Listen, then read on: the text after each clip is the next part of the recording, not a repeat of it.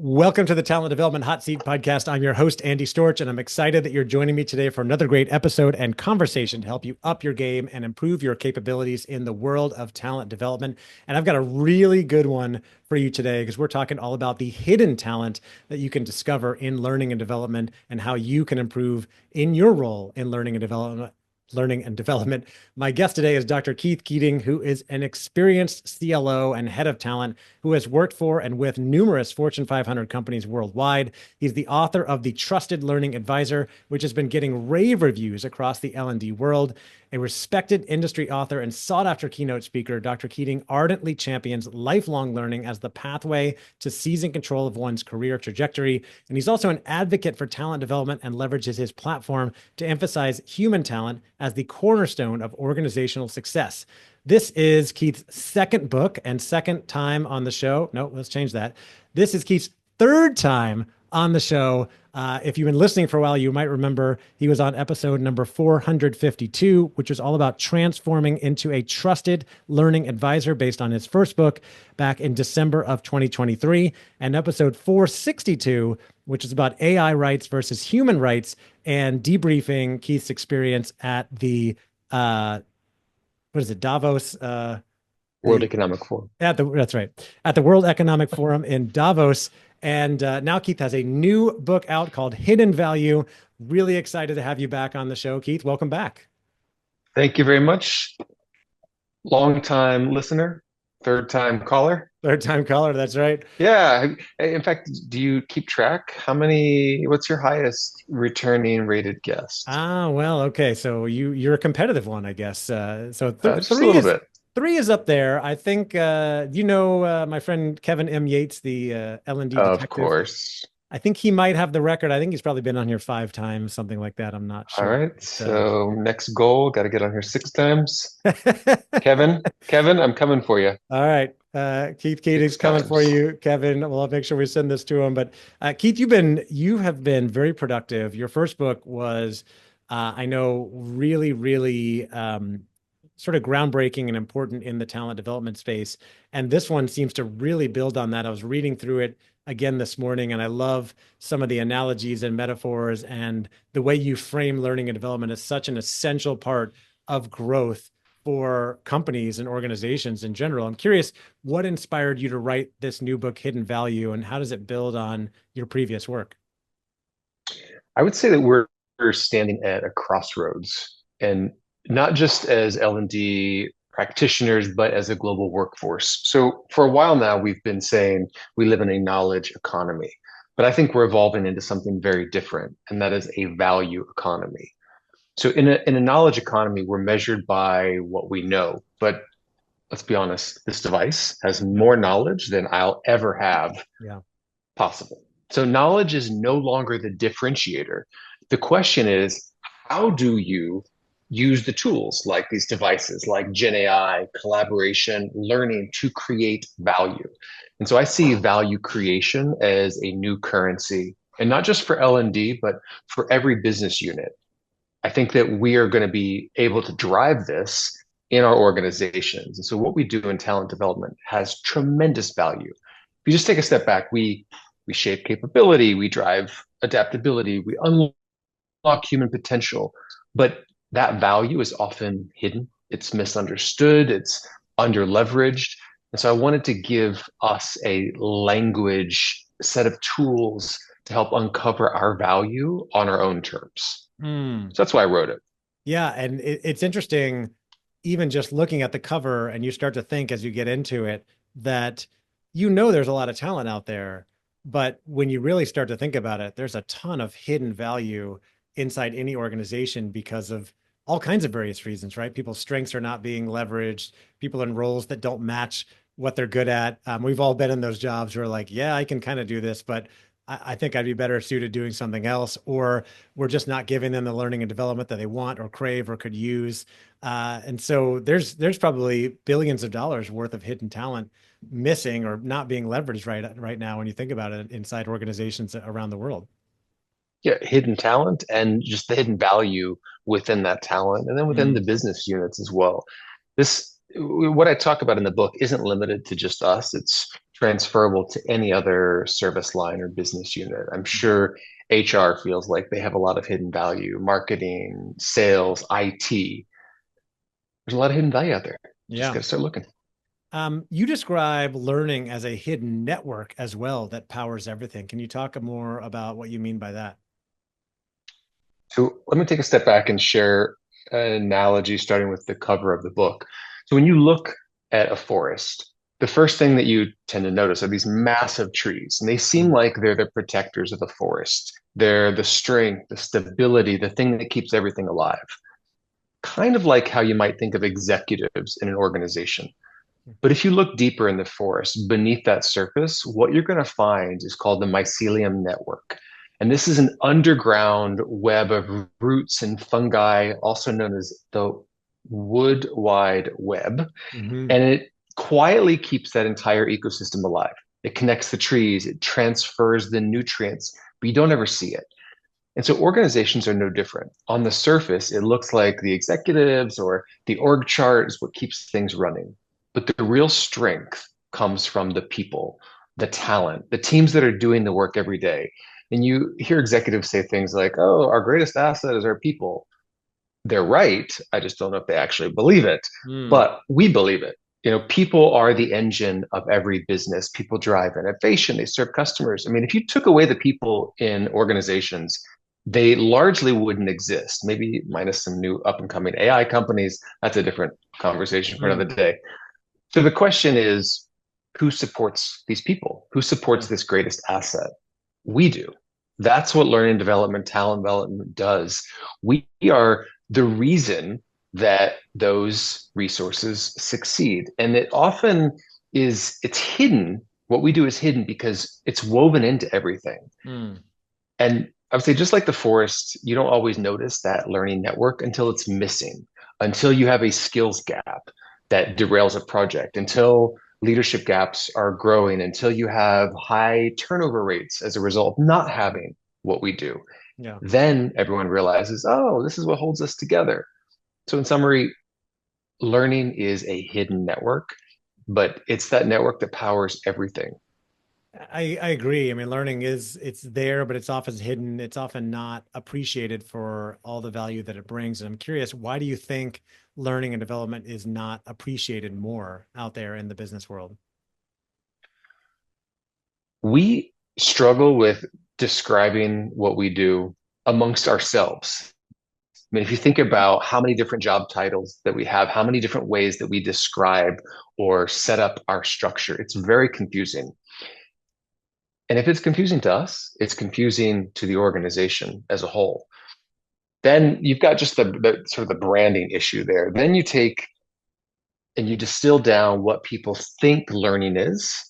They think it's training, which sometimes means it's punitive. It's something that's done to you.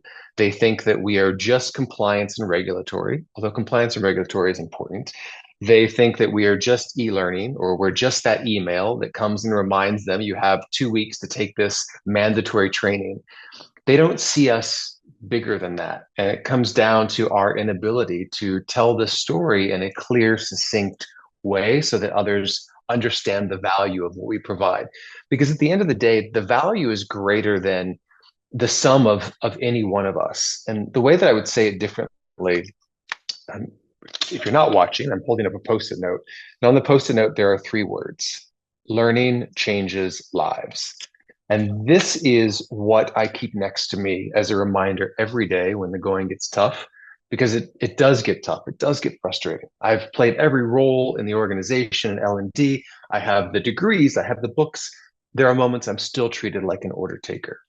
And that's just the situation that we're in, because every time we meet a new stakeholder, every time we have a new project, the pendulum swings back, and the default is they think they know better than we do. They're going to give us an order, and it just is how we respond to that order that determines whether or not we're a trusted learning advisor.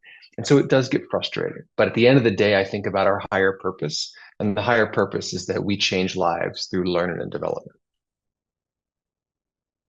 You're muted.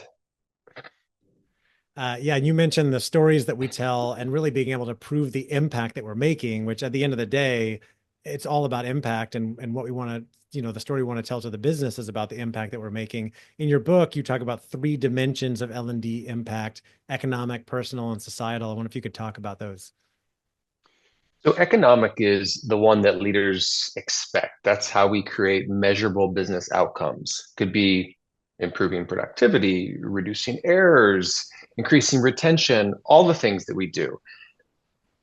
The takeaway from this is, especially with my conversations with CFOs, it's not that they always want the ROI formula. It's about showing how we are contributing to strategic priorities. When we connect our work to the operational or the financial goals of the business, that's when we are stopped seen as a cost center and more as a growth driver. So Mm. that's economic value. That's the one that we're largely focused on. The second one, and this is what gets overlooked a lot in our traditional metric conversations, is personal value. Mm. And this is how learning transforms individuals. Meaning, when we build their skills, we boost their confidence. We help them advance in their careers. We help them fundamentally make sense of something that could have been confusing before or could have been a roadblock and is now helping them excel in their career. This is where learning becomes life changing. And for me, it happened in my own story. Lori, learning didn't change just what I could do, it changed what I believed I was capable of becoming. But Mm. how do you measure that? That's where it gets really challenging for us. But personal value is, I think, one of the biggest overlooked components. And then the third is societal value. And this is the broader impact of learning beyond just the walls of the organization.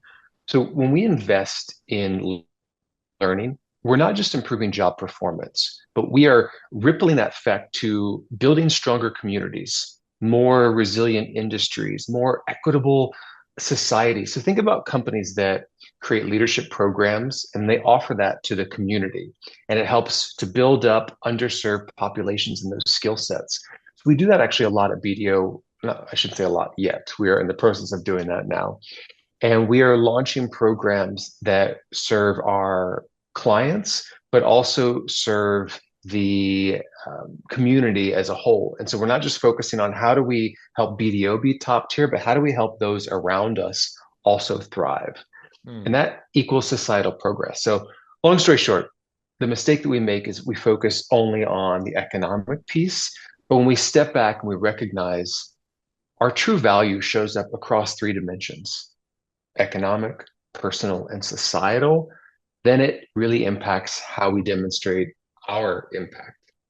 Yeah, and that impact can be connected to the value that we provide, right? And the value that people are getting. What is, in the book, you also mentioned the concept of a value architect, and I'm curious if you could share what that is and why that's important. It's someone who doesn't just deliver learning. They're intentionally designing learning experiences, solutions, and strategies that create value. So it's thinking about value in everything that we do. When I look at us and step back, we should be focusing on value in four components. We should be value seekers, value creators, we should be measuring value, and then we should be telling the story about value. And it's asking, how does this create value in everything that we do? And so it means that you're not just measuring success by completion rates, by butts and seats. You're measuring it by how we drive business outcomes.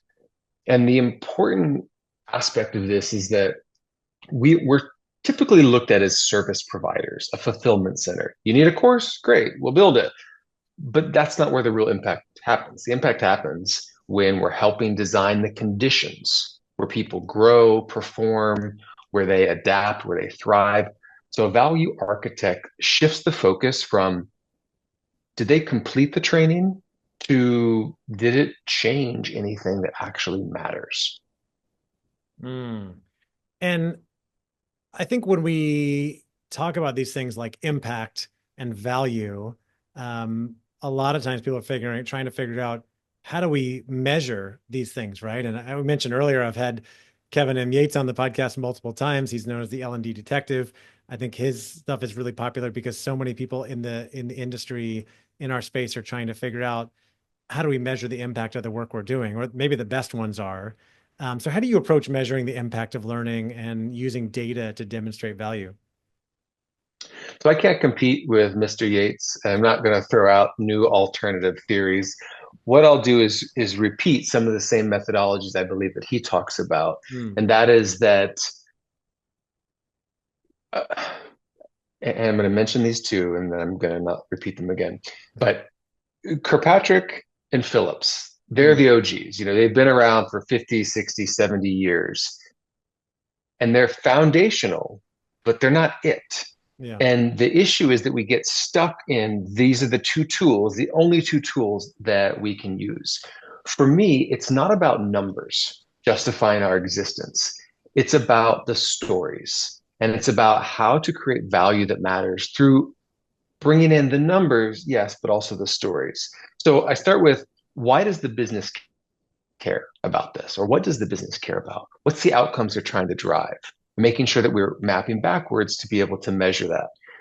Measurement to me isn't just drowning in data, it's choosing the right data, the data that's aligned to that business growing. Numbers aren't enough.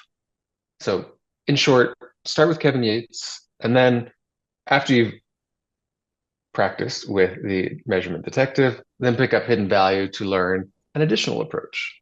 Well, I think they go hand in hand. I They mean, do. you're going to get value in both places, hidden value and value that's right there in plain sight. But your book is all about the more the holistic approach to getting more value out of L&D, proving more value in L&D. I'm curious, when you think about measuring impact, are there any metrics that you particularly recommend for measuring the impact of activating hidden value? Why, yes, there are. In fact, that is one model that I do have in the book, and it's called the Value Creation Compass. Again, this is not trying to create anything new. This is a measurement tool that focuses on what the business is focused on in terms of impact. This is a way to translate learning efforts into the language of business impact. So the compass has four cardinal directions, each represent a distinct way that we create value for the organization. So we start at true north, empowering people. That's our foundation. People are the reason that we exist. When we develop people, whether it be through strategic skill building or leadership development, everything else becomes possible. This quadrant focuses on what I would say unlocking human potential, north. So then let's go east. East is driving business growth. This is where we contribute to innovation, revenue growth, market expansion, strategic expansion. What ways are our programs helping to develop the capabilities that might lead us into new markets, create new products, accelerate strategic initiatives? Then we go south, building organizational resilience. So this is about creating that backbone that allows the organization to navigate change. You think about COVID, we that was the probably the most popular time for L&D in, I don't know, since I've been in this field, because almost Yeah. overnight we became so valuable as we were the ones helping the organizations pivot. And that's one of the reasons why we have so much value is that change is happening exponentially. It's not going to slow down. All the memes and the bumper stickers about it, but it's true. And we are one of the strongest support service centers to be able to help our organization navigate through that change. And so, in building organizational resilience, we continue to focus on things like operational excellence, cultural strength, adaptability, employee well being. And as a result of all these aspects, we see a risk in or a reduction in risk areas, in employee turnover, process improvements, which leads us to West, which is where we deliver customer value. And so Hmm. this reminds us that what we do doesn't impact just the employees. We can also shape the experience we have with our customers. So when our people are better trained or more engaged, more capable, customers notice. And that's where we show up as an improved service quality, customer satisfaction, loyalty, all those things. So, in summary, I would say the real magic of the compass is how it helps us map our work to Hmm. these four dimensions of how business looks at impact and values impact. So, it's not trying to change necessarily anything or introduce a new way of thinking. It is an additional way of thinking. You should still be following Kevin or Kirkpatrick or Mhm. Phillips. This is just asking you to also step back and think about from the business perspective these four key areas that we're already driving value in, but we just don't think of it this way. And you wrote in your first book that you repeat in this one, trust and influence are built when your work directly connects to organizational goals and speaks to what stakeholders value most, which just goes back to doing the work, asking the questions, having the conversations to find out what's most important in the business to our executives, to our employees, to all of our stakeholders. And then are we creating and doing things that are going to add value in those areas so that we know we're adding value overall and we are more of a trusted learning advisor, more of a strategic part of the business. Now you're seeing the connection. It all connects. I'm curious also, I was looking through and I saw a familiar phrase from another book that came out many years ago. What's the purple cow effect? Seth Godin starts with Seth Godin. If you haven't read his book, highly recommend it. And it works like this. Imagine you're driving down a road, maybe a country road, and you look to your right, you see a bunch of cows there, but you don't even really notice them. You're like, yeah, those are the cows. They're all blended together. But what if you saw a purple cow among them? You'd slam on the brakes, you'd point it out, you'd pull over, hey, honey, let's take a picture. You'd remember it. Mhm. That's the effect that L&D needs to create. In most organizations, learning is just part of the background noise. We're part of the Mm. emails that get sent out and moved into the spam folder. We are expected but unnoticed. It's a service function. We're a support team. We're something that's nice to have, not business critical. The Mhm. purple cow effect means that we've got to make learning so bold, so visible, so valuable that the business can't not notice it. It's Mhm. about us showing up differently, not just building courses, not just delivering content, but solving business problems in a way that's unmistakable. It's when we walk in the room and we're not seen as order takers, but we're seen as problem solvers, capability builders, value creators. If we blend into the background, we're going to get treated like the background. So the Mhm. purple cow effect is about refusing to be invisible, refusing to let our values stay hidden, and making sure that learning is seen as that engine that powers everything. And making it memorable for the right reasons, right? That you are Yeah, making the right for the reasons. right reasons, you're making an impact.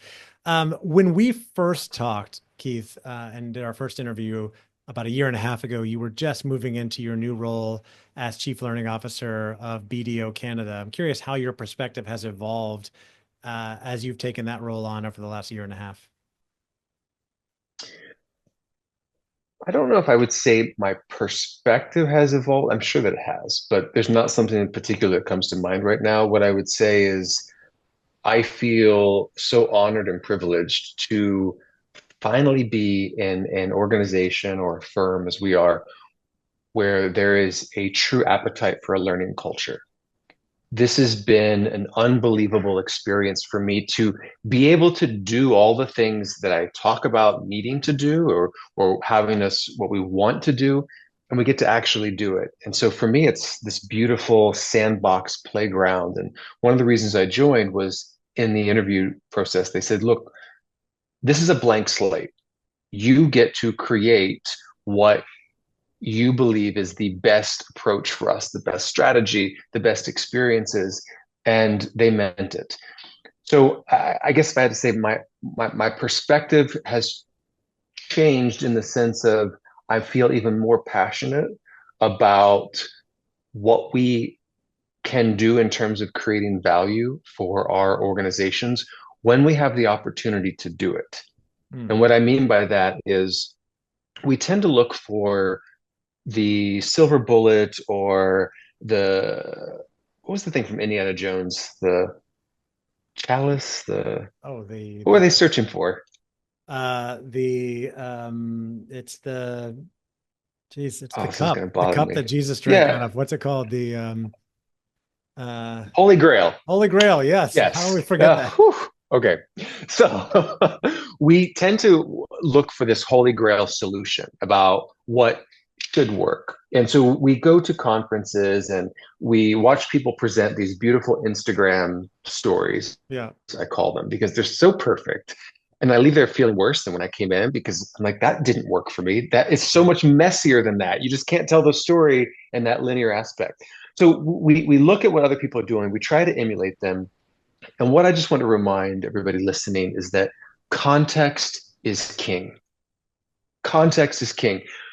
Just because you see somebody else behaving in a manner, talking about a story, launching a program, doesn't mean that that's going to work for you and your organization. Everything is contextual to your organization. For me, what worked at GM didn't work at Archwell. What's working at BDO wouldn't have worked at GM.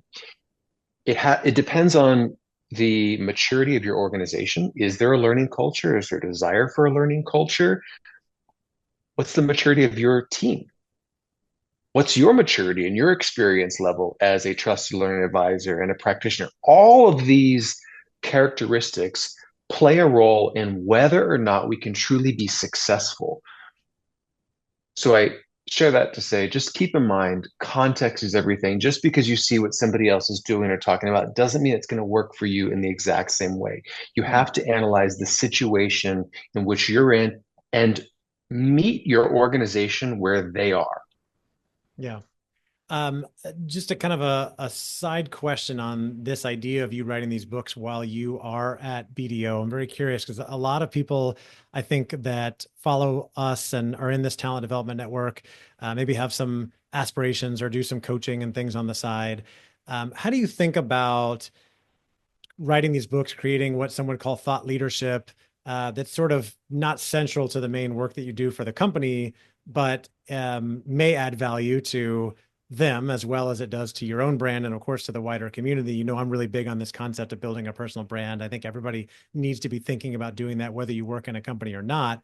But this idea of writing and publishing books tend to be more in the domain of, we'll say, entrepreneurs who are doing it as part of their business versus someone who's in a full-time executive role and also doing this on the side. How do you think about that and make time for it while also getting everything else done in your life?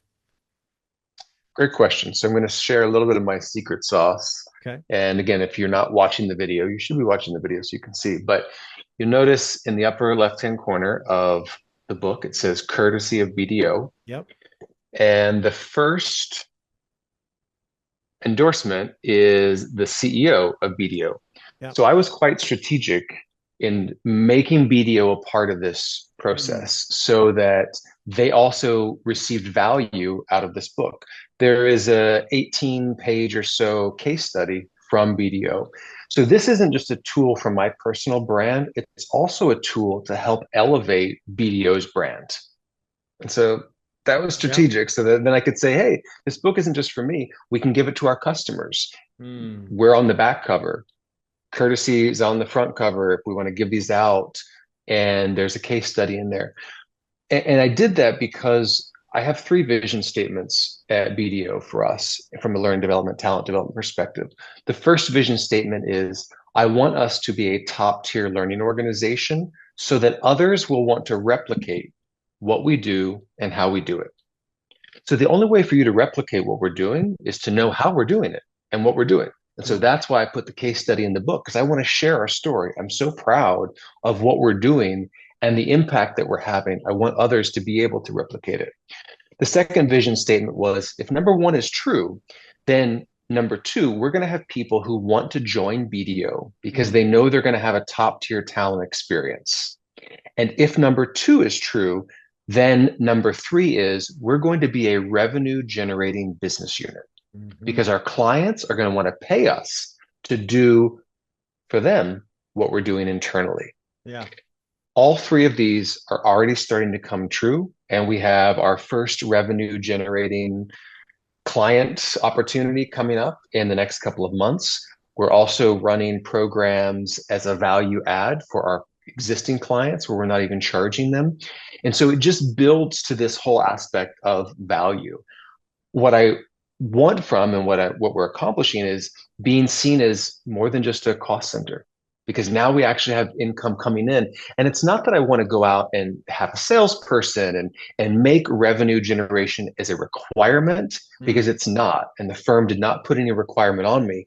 It's more of a logical outcome. If we're so great, why are we keeping it just internal? Let's share this with our clients. And mm, once our clients taste it, they don't have a learning development function. Let's offer to them what we're doing and they'll pay for it because they yeah, know how good and how valuable it is. I So love long that. story short, go to your question was I my goal and what I recommend to others is don't have it just be an on the side of the table entrepreneurial effort. Bring your firm along, bring your Mm. company along with you so that they see value in you doing this. Yeah, I love that. You know, I'm big on this idea of building a personal brand. Like I mentioned, writing another book on that topic.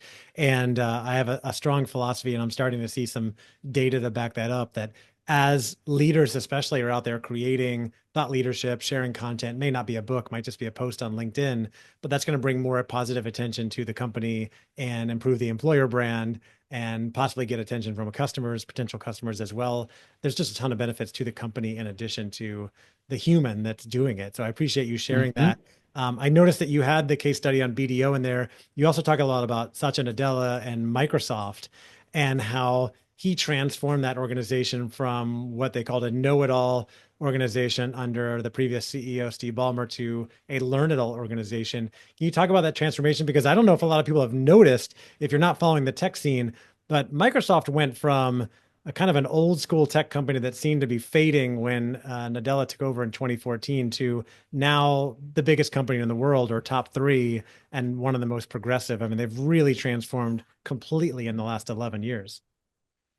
He's brilliant with what he's done. And if you were looking to find a leader in a multi-billion dollar space that truly believes in learning and development, he's the best case study for it.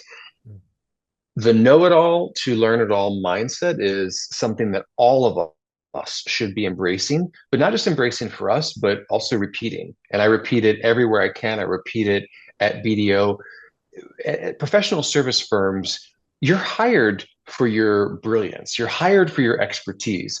And what tends to happen with that is you get a bit of a fixed mindset. Like, Mm, people are paying for my knowledge, so I don't need to keep learning. right, It's the opposite. right. And it's the opposite because you cannot be a know it all in today's world. Mm-mm. There's no way you can know it all with how quickly change is actually happening. You have to consistently be learning.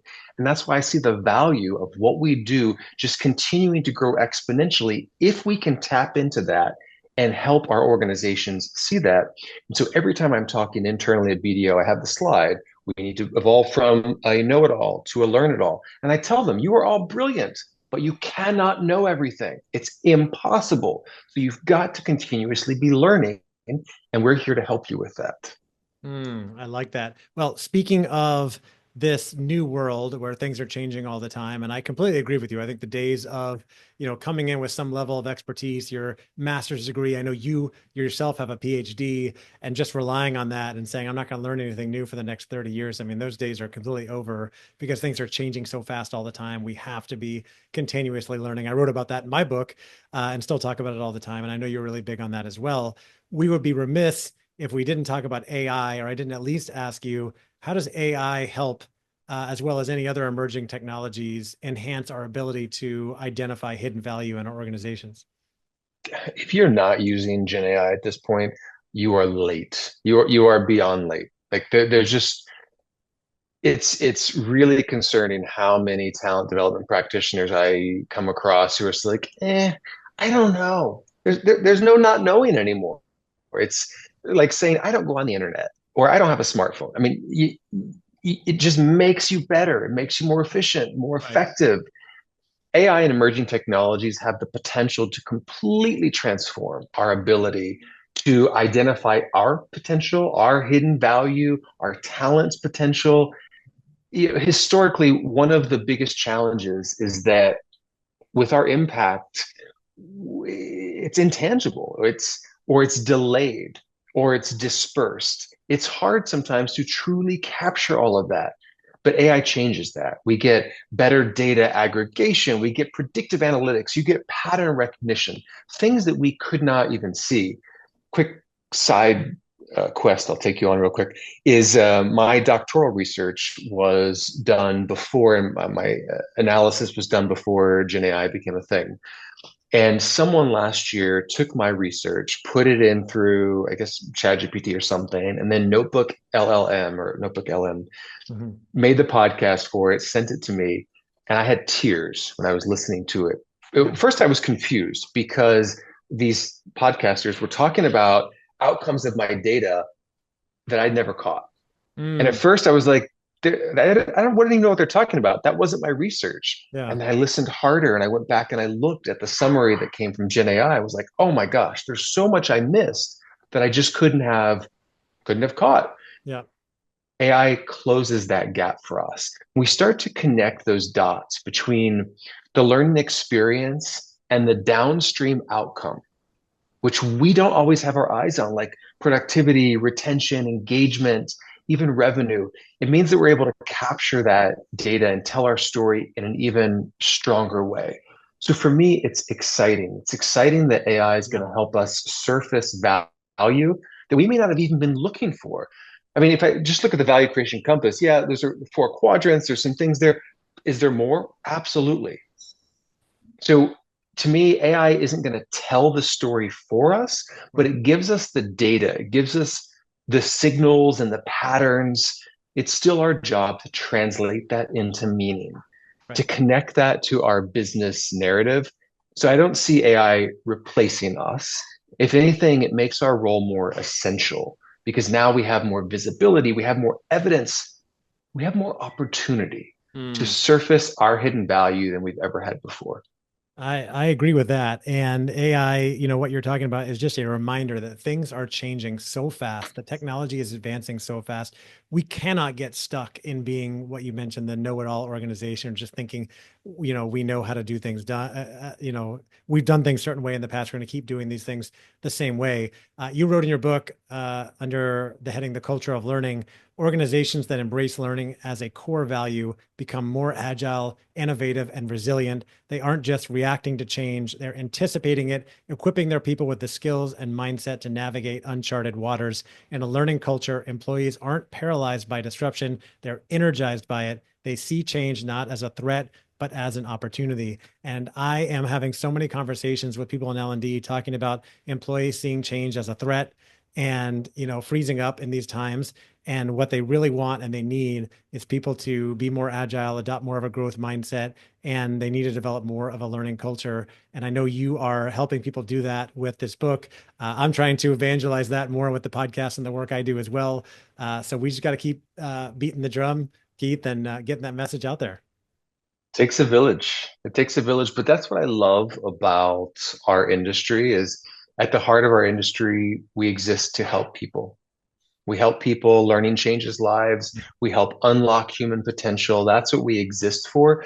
We just sometimes get lost in that minutia of all the orders that come in about some of the smaller tasks that are a part of what we do, but we lose sight of that bigger goal. Yes, we do. Well, the book is called Hidden Potential. I don't have the Hidden value. hidden value. I don't have the thing in front of me. Okay, we're editing this. What was the first one? I keep getting them confused. Uh, Trusted learning Trusted advisor. Learning Advisor. Okay. Well, the book is called Hidden Value: How to Reveal the Impact of Organizational Learning. Keith, this book is phenomenal. I hope everybody in learning and development goes out and grabs it. I know it's available on Amazon, probably some other places. If anybody wants to reach out and get in touch with you and learn more about the work you're doing, where's the best place for them to go? LinkedIn is the easiest place. LinkedIn is the easiest place. We're both there. So come connect with Keith. Come connect with me on LinkedIn. Let us know you heard us on the Talent Development Hot Seat. Keith, thanks again for being here for the third time. I look forward to keeping in touch and maybe having you on again in the future.